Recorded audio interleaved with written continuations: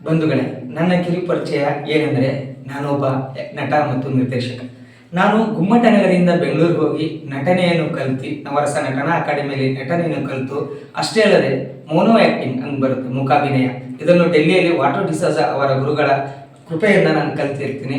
ಹಾಗೆ ನಾನು 2022 ಜೂನ್ 4ರಿಂದ ನನ್ನ ಸಿನಿ ಜರ್ನಿ ಸ್ಟಾರ್ಟ್ ಆಗುತ್ತೆ.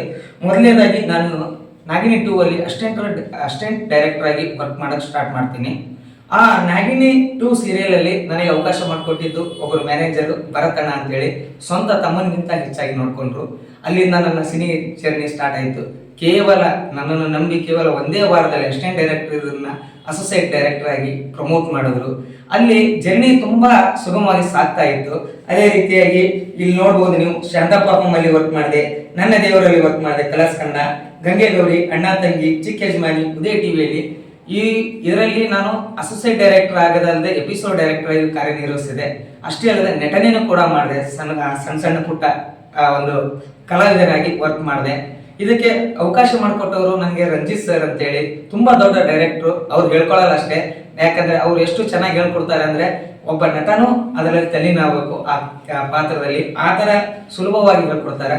ಇದರ ಸಂಸ್ಥೆಯ ಅಧ್ಯಕ್ಷರು ಬಂದ್ಬಿಟ್ಟು US ಎಂಟರ್ಟೈನ್ಮೆಂಟ್ ಅಂತೇಳಿ ವಿದ್ಯಾವತಿ ಹರವಾಳ್ ಅಂತೇಳಿ ನನ್ನ ಮಾತೃ. ಹಾಗೆ ಇದರ RBA ಸಂಸ್ಥೆಯ ಪ್ರೆಸಿಡೆಂಟ್ ಬಂದು ಕಾವೇರಿ ವಾಲಿಕರ್ ಅಂತೇಳಿ ನನ್ನ ಅಕ್ಕ. ಇವರು ಇಬ್ಬರ ಸಹಾಯದಿಂದ ನಾನು ಈ ಕಾರ್ಯಕ್ರಮನ ಮಾಡ್ತಾ ಇದ್ದೀನಿ. ಅಷ್ಟೇ ಅಲ್ಲದೆ RBA ಸಂಸ್ಥೆಯ ಮುಖ್ಯ ಗುರುಗಳಾದಂಥ RC ವಾಲಿಕರ್ ಗುರುಗಳು ಕೂಡ ನನಗೆ ಜೀವನದಲ್ಲಿ ಜಿಗುಪ್ಸೆ ಹೊಂದಿ ನಾನು ಇನ್ನೇನು ಇಂಡಸ್ಟ್ರಿನೂ ಬಿಡಬೇಕು, ಜೀವನನೇ ಬಿಡಬೇಕು ಅನ್ನೋದಂಗಿದ್ದೆ.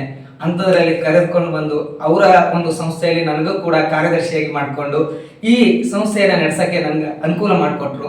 ಅಷ್ಟೇ ಅಲ್ಲದೆ ಈಗ ನಾವು ಒಂದು ಸಂಸ್ಥೆಯ ಜೊತೆಗೆ ಮಕ್ಕಳಿಗೆ ವಿದ್ಯಾಭ್ಯಾಸ ಮಾಡೋದ್ರ ಜೊತೆಗೆ ಈ ಕಲಾವಿದರ ಒಂದು ಪಟ್ಟಿಯನ್ನು, ಅಂದರೆ ಯಾರ್ಯಾರು ಇಂಟ್ರೆಸ್ಟ್ ಇದೆ ಕಲೆಗೆ, ಆ ಕಲೆಗೆ ಇಂಟ್ರೆಸ್ಟ್ ಇರುವ ವ್ಯಕ್ತಿಗಳನ್ನು ನಾನು ಎಳ್ಕೊಂಡು ಬಂದು ನಾನು ಅವರಿಗೆ ಸರಿಯಾದ ಒಂದು ಮಾರ್ಗವನ್ನು ಸೂಚಿ ಈಗ ತರಬೇತಿಯನ್ನು ನೀಡ್ತಾ ಇದ್ದೀನಿ.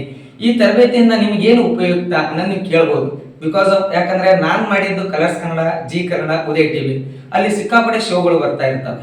ಸೊ ಅವ್ರು ಕೇಳ್ತಿರ್ತಾರೆ ಯಾರಾದ್ರೂ ಇದಾರ, ಕಲಾವಿದರು ಇದಾರ ಅಂತೇಳಿ. ಯಾಕೆ ಸುಮಾರು ನಮ್ಮಲ್ಲಿ ಒಂದು 50ರಿಂದ 60 ಗ್ರೂಪ್ಗಳಿದಾವೆ. ಈ ಕಲಾವಿದರು ಬೇಕು, ಈ ತರ ಕಲಾವಿದರು ಬೇಕು, ಈ ಏಜಿನವ್ರು ಬೇಕು ಅಂತ ಹೇಳಿ ಪದೇ ಪದೇ ಕೇಳ್ತಾ ಇರ್ತಾರೆ. ಅವರಿಗೆ ಉತ್ತಮವಾದ ಕಲಾವಿದರ ಹುಡುಕಾಟ ತುಂಬಾ ಇರ್ತದೆ. ಸೊ ಅದಕ್ಕಾಗಿ ಉತ್ತರ ಕರ್ನಾಟಕದವ್ರು ಎದಕ್ಕೂ ಕಮ್ಮಿ ಅಲ್ಲ, ಅವ್ರು ಮನಸ್ಸು ಮಾಡಿದ್ರೆ ಗುಡ್ಡನ್ನು ಎತ್ತಿ ಇಡುವುದು. ಅದಕ್ಕೋಸ್ಕರ ನಾನು ಈ ಕಾರ್ಯಕ್ರಮ ಮಾಡ್ತಾ ಇದ್ದೀನಿ. ಇದರಲ್ಲಿ ಆಕ್ಟಿಂಗ್ ಮತ್ತು ಡ್ರಾಮಾ ಮಾಡೋದ್ರಿಂದ ಮಕ್ಕಳಲ್ಲಿ ಅಷ್ಟೇ ಅಲ್ಲದೆ 5 ಏಜ್ನಿಂದ 50 ಏಜ್ ವರೆಗೂ ಮಾಡ್ತಾ ಇದ್ದೀವಿ. ಕಾರಣ ಇಷ್ಟೇ, ಮಕ್ಕಳ ಜೊತೆಗೆ ದೊಡ್ಡವರು ಕೂಡ ಮಕ್ಕಳಾಗಿ ಪಾತ್ರ ಮಾಡಬೇಕು ಅಂದಾಗ ಈಗ ನಮ್ಮ ಉತ್ತರ ಕರ್ನಾಟಕದ ಪ್ರತಿಗಳ ಅನಾವರಣ ಆಗುತ್ತದೆ ಅಂತೇಳಿ ಒಂದು ದೃಷ್ಟಿಕೋನದಿಂದ ಇಟ್ಕೊಂಡು ಮಾಡ್ತಾ ಇದ್ದೀನಿ.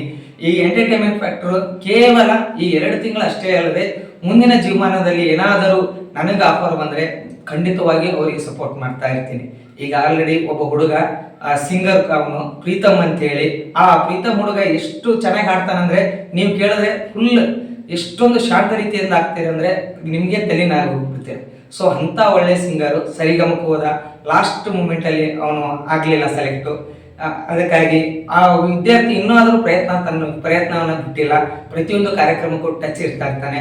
ಹಿಂಗೆ ಸುಮಾರು ಜನರನ್ನ ಹಂಗೆ ಮೋಟಿವೇಟ್ ಮಾಡ್ಕೊಂಡು ಇಲ್ಲೇ ನಮ್ದೊಂದು ಟೀಮ್ ಕೂಡ ಇದೆ. ಡಾಕ್ಟರ್ ವಿಷ್ಣುವರ್ಧನ್ ಶಂಕರ್ನ ಕಲಾ ತಂಡ ಅಂತೇಳಿ ಮಾಡ್ತಾ ಇದ್ದೀವಿ. ಸೊ ಬಸವರಾಜ್ ಅಂತೇಳಿ ಒಳ್ಳೆ ಆಕ್ಟರು, ಅದು ಅಲ್ಲದೆ ನಮ್ಮ ಬೆನ್ನೆಲುಬು ಶಂಕರ್ ಸರ್ ಅಂತ ಹೇಳಿದ್ದಾರೆ.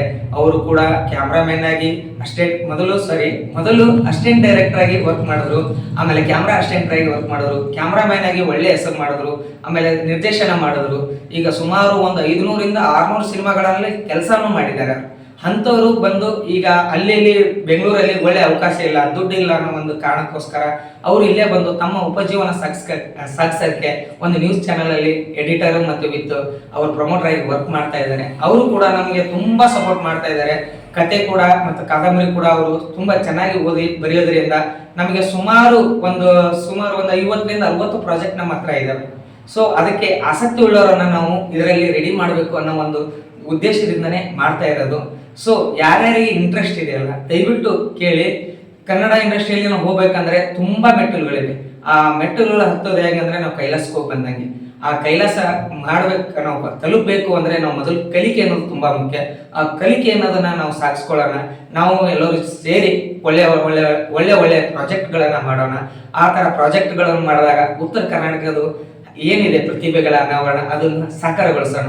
ಈಗ ನೋಡ್ರಿ, ಉದಾಹರಣೆಗೆ ಹೇಳ್ಬೇಕಂದ್ರೆ ಮಂಗಳೂರದವ್ರು ಎಷ್ಟು ಫೇಮಸ್ ಆಗ್ಬಿಟ್ರು, ಬಿಕಾಸ್ ಯಾಕಂದ್ರೆ ಅದು ಒಗ್ಗಟ್ಟು, ನಮ್ಮ ಒಂದು ಜನಾಂಗದ ಒಂದು ಒಗ್ಗಟ್ಟು ಅಂತೇಳಿ ಅವರು ಎಲ್ಲ ಕೂಡಿ ಒಟ್ಟುಗೂಡಿ ಎಲ್ಲರೂ ಮಾಡಿದ್ರು ಸಿಟಿ ಗ್ಯಾಂಗ್ಸ್ ಅಂತೇಳಿ ಅವ್ರು ತುಂಬಾ ಸಕ್ಸಸ್ ಆದ್ರು. ಹಾಗೆ ಉತ್ತರ ಕರ್ನಾಟಕದಲ್ಲಿ ತುಂಬಾ ಪ್ರತಿಭಾವಂತರಿದ್ದಾರೆ.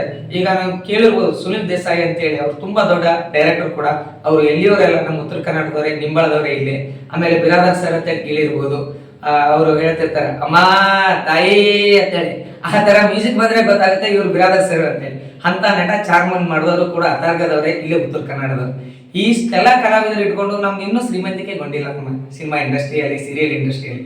ಸೊ ಅದಕ್ಕಾಗಿ ನಾವು ಏನ್ ಮಾಡ್ತಾ ಇದೀವಿ, ಸುಮಾರು ಜನರನ್ನ ಆಯ್ಕೆ ಮಾಡಕ್ಕೋಸ್ಕರನೇ ಈ ಪ್ರಾಜೆಕ್ಟ್ ಅನ್ನ ಮಾಡ್ತಾ ಇದೀವಿ.